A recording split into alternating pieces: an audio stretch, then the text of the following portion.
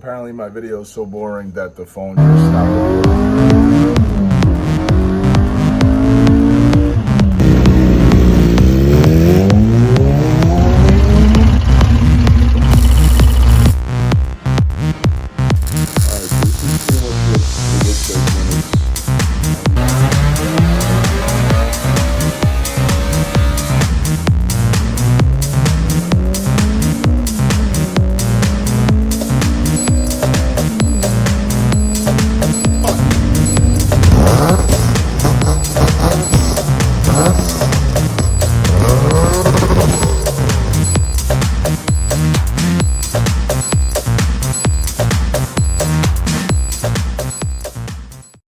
What's going on, guys? EK3 Mike here. I'm back after maybe a month or two of not posting anything. I was having some car trouble. I don't want to make it a super boring video. I just kind of wanted to let you know why I was out, what happened, and show you the car now. It's running thanks to some good friends. So basically, long story short, map sensor. You know when people tell you it's probably something little? It usually is. So I was having two issues. The first issue was low fuel pressure. So the fuel pump would prime, but I was only getting 10 to 20 psi. Eventually I ended up pulling the hanger out to check it out, and I saw that the feed hose was popping off the fuel pump. So that was my issue with the low fuel pressure, because the pump was priming when you turned ignition on. So I wasn't thinking that it was something electrical, but you know, I just had to pull it to see. So got rid of that issue. And then the other issue was I had a misfire. So I went through the car. I had gotten all new sensors, except the one sensor that I messed up on was the map sensor, and I got that from eBay. Now, eBay is good. I love eBay. I get a ton of stuff from eBay, but usually I'm getting stuff from Honda dealers or Acura dealers that sell OEM parts. This time I messed up and ended up getting one that was like a bootleg map sensor. So I had that on and it wasn't working, clearly. So I was getting that misfire, and I went through the wire harness, great communication from Rywire. I ended up sending them the harness back so they could just take a look at it. Even though I went through it and I didn't see anything wrong with it, but I was getting a top dead center intermittent signal code.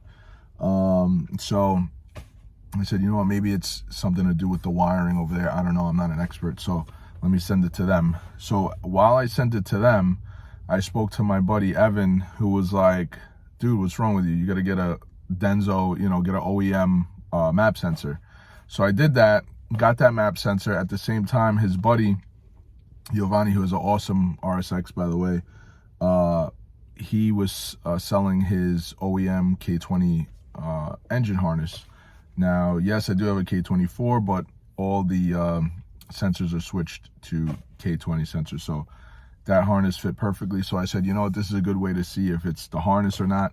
So I plugged that in. Now, where I messed up is, obviously it's not labeled like the Rywire harness. I messed up and I put the TPS plug on the map sensor plug, and what that does is it fries the map sensor. So I had a brand new Denso map sensor that I just fried right off the bat. So of course I start the car up and it's giving me the same results, same misfire. So I'm racking my brain. Everybody's telling me, like, are your sensors good? Is it this, is that? Like, everything's new, you know, so it can't be the sensors. I went crazy. I did, I actually, me being the maniac that I am, I said, let me redo the timing. Timing looked good, but I said, let me redo the timing. What did I do? I bought Toda timing chain, Toda tensioner, because I'm a moron. But I like that quality stuff. So I got the timing chain tensioner. I already had the Drag Cartel lower chain guide, so, you know, technically, like, it's almost like foolproof. It's not gonna jump timing, but I said, let me do it because I didn't put this motor together. Let me do it so I know I did it right and whatever. Put it together, which was a pain with the motor in the car.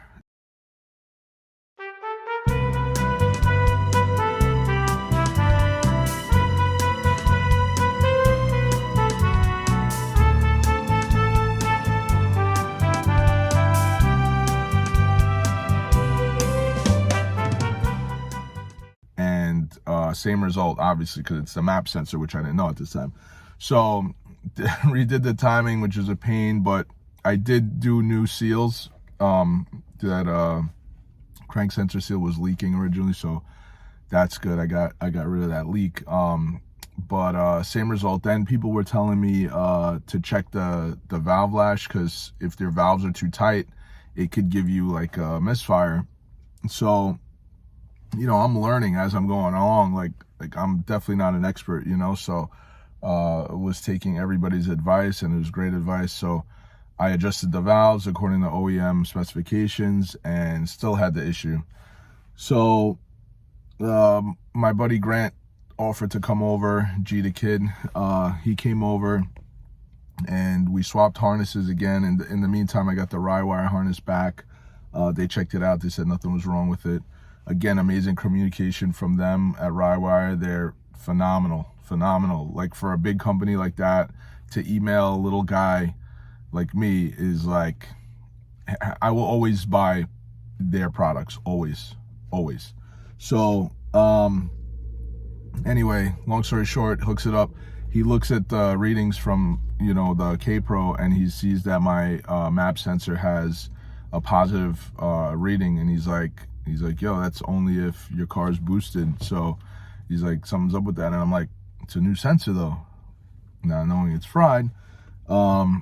So yeah, long story short, ran over to Ant, the parts plug, the man, and I ended up getting a new sensor. It was a Honda sensor, so I just had to change it in the K-Pro from OEM sensor to that, and boom, car started right up. So I spent maybe, I don't even want to say how much, but I spent a ton of money swapping out parts when it was a $50 map sensor.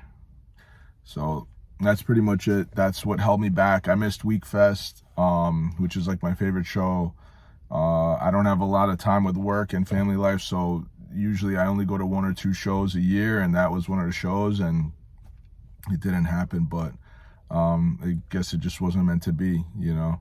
But the car's running now. It's running good. I don't have a tune on it yet.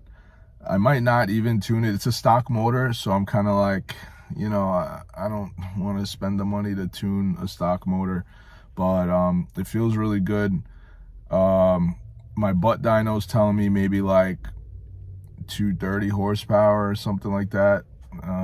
Pretty decent, but you know, going from the Integra motor, I had like 275 wheels, so that was like, for me, that was like an animal, you know. I don't even know how these guys out here are driving like 500, 600 horsepower cars. I guess you get used to it. I don't know. But for me, like the torque of the K series, the K24, like just, you know, even like my buddy Norman said, Venom EK, he was just like, he's like, bro, you don't even need to do cams. He's like, you're gonna love it, you know? Because I was afraid going from a built K24 to this stock K24, how's it gonna be, you know? And he's like, dude, don't even worry about it. You're not even gonna have to do cams, nothing. So yeah, he was right. It's an animal. Not the fastest car out there, but still a ton of fun. So anyway, I appreciate you guys for following the channel. Be sure to like, comment, subscribe, ask any questions. I'm gonna put some videos of the 5-lug up, and just a walk around of the car and stuff like that, so you can see what I'm up to. Thanks again, guys. So here we have the finished product. Nothing Nothing crazy, nice and simple. Beautiful valve cover done by the boys at JT Powder Coating.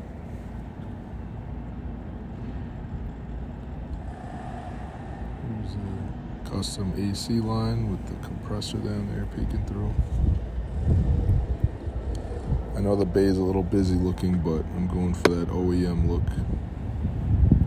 Nice, clean OEM interior with a couple tasteful touches, little upgrades. Moving wheel. Just basically trying to have a clean, daily kind of car with a little extra to it, so if that makes any sense. Awesome shifter by Acuity.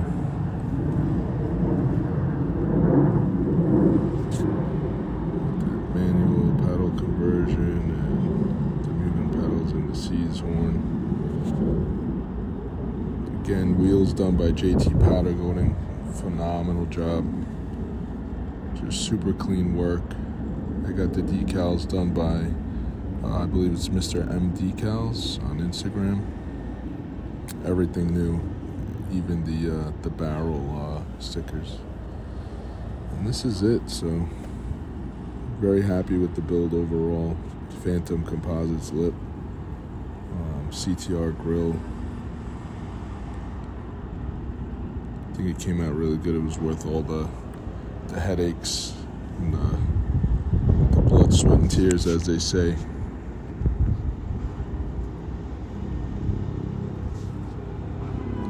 So I ended up taking the car out for a little drive. Took my parents along. Check it out.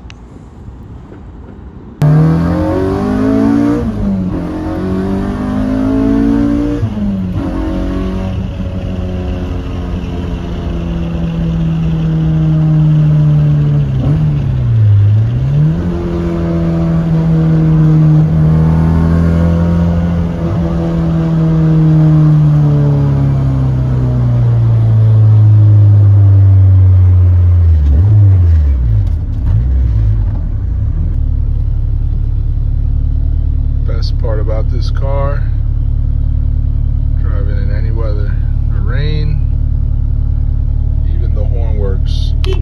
Crazy, can't believe it. Heat works.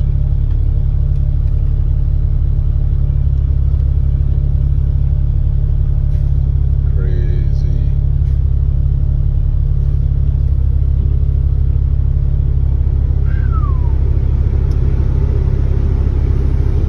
All I need is to get the AC to work eventually.